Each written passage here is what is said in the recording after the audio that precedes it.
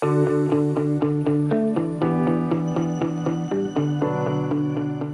my name is Alexei, and this is Better Business Podcast. I wanted to do something different this week, and I wanted to talk about this Optus Network Meltdown that happened this week. Quite a major event, and it's not really something that happened, in Australia before, to my knowledge. And I think this is probably the biggest telco meltdown that Australia has ever witnessed. So, what's this all about? Let's talk about it, and let's see why it is important to learn from this particular event if you're running a business, because a lot of the time we don't consider things until they actually happen. So first of all, what happened with Optus? First of all, they don't really tell us. That's the thing. They are failing to really disclose the details of why the network went down for most of the day on Wednesday afternoon.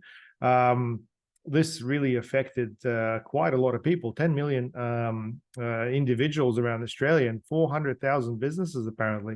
I actually didn't know that Optus was that huge in Australia. And look, overall, it's always been, I guess, positioned as a secondary provider to Telstra, who's really controlling the market, but apparently not anymore.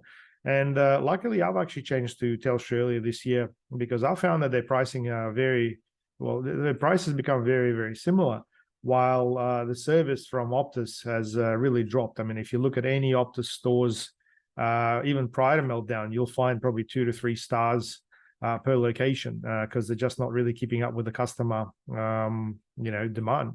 Now, in terms of the actual effect, so people who were running retail got affected because they couldn't take payments using Optus for internet for the FBOS gateways. That's terrible. That's really quite critical. Airports and hospitals could not have their systems, working because of that particular infrastructure let down. And look, overall, phone lines, internet, that's critical infrastructure. There's a lot of things that really depend on that. I mean, there's been a lot of comparison to Facebook meltdown in 2021. In October, I think the 4th, Facebook was offline for about 5 or 6 hours, and all their services like WhatsApp and Instagram stopped working. Now, that is probably not as serious as this breakdown, because in a lot of cases, people could not dial 000, which is an equivalent of 911 in Australia, to call for emergency. So that is really, really bad. Now, I think what's even worse is that their spokespeople are, not really apologetic or sympathetic in any way. The statements they made in the media are quite cold. They're not disclosing any details, and they are basically not talking of any compensation, which is very strange. I personally had an experience with Optus back in 2008 where they failed to connect my internet, I think throughout the period of about 2 months, which was quite ridiculous. When I got through to their managers, they actually did issue me a refund. Actually, not a refund, a credit from memory of about $800 that I could use across my mobile. And I'm quite apologetic. That was the only instance I've ever had something like that from anybody. And for Optus to act like this now, it just sounds completely crazy. Now, last year, they had this major data breach where they leaked millions of contacts out to the world, where people could really use that to sign up for accounts. And there's a lot of fraud that's actually occurred as a result. And that same CEO now is basically making these statements, really quite crazy. Now, I guess, the ripple effect from that is you have to understand that people lose trust very quickly. There's been queues to Optus to Optus stores trying to get support, and people going straight to Telstra and Vodafone connecting because they need service right away. There's obviously a lot of flexibility around various plans now. Like, you don't have to sign up for a contract. You can just get a SIM card on month-to-month basis, and you have service in no time with fairly decent conditions. So Optus lost quite a big market share. In fact, on that Wednesday this week, they lost 5% in their share price, which I think is quite significant. And I think overall, it's really more about trust, and it's really more about the fact that, they're stuffed up once with this data breach, and now secondly, they're stuffed up again with the with the system being down. And I frankly don't know if they're going to be around for much longer. That's what's happening now. Plan B, in terms of Optus, I really don't know what the story is there. They obviously don't tell us very much, but from a business perspective, I recommend, everyone, paying attention to things like this. And look, while I don't recommend getting two phones with different providers, I think it's a good idea to have maybe your main line with one provider and maybe your mobile with another. So if one goes down, you still have got something. And now, obviously, sharing internet is fairly easy. I think, Telstra has proved itself to be the leader in communications across Australia, especially in remote areas.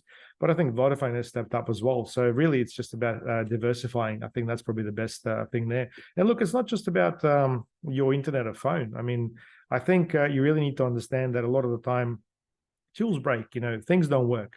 And if you're just relying on, a single source of leads or marketing and whatnot, you really need to diversify. I know it's difficult in a lot of cases, but at least having the infrastructure there would definitely allow you to do that. From the tech perspective, I think, you really need to make sure you've got backup of your data available. We've got a lot of things in the cloud right now, which has been pretty good. Majority of people use, Google Cloud, or they may be using Office 365 or something like that. But I think it's a good idea to have your customer database handy one way or another. And maybe not just having the single point of contact with those people, but an alternative phone number or email address. Because a lot of the time we do rely on one way of communicating with our clients. Like it's always email marketing, or it's always things like SMS broadcasts. So I think it's definitely worthwhile learning from this particular lesson to understand how you can future-proof your processes and understand what you can actually be doing differently moving forward.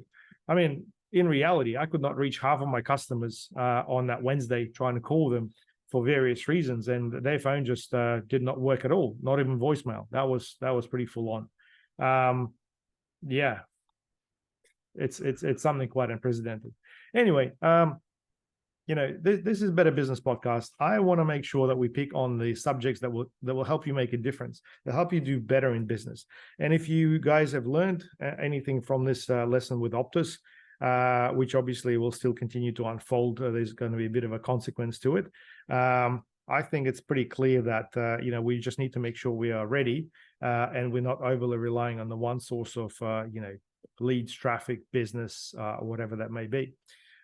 If you got any thoughts on this, please share below and share this podcast with your friends. I think it's really about starting a conversation about Plan B. What is it that we can do to diversify our dependency on a particular provider? And how can we potentially learn from incidents like that? And,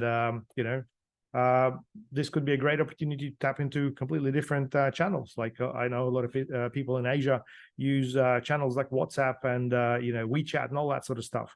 And they don't really depend so much on the phone network anymore, because obviously internet's a lot easier to get these days, especially with Wi-Fi being everywhere. But anyway, guys, great to hear your thoughts. My name is Alexei. I'll chat to you soon.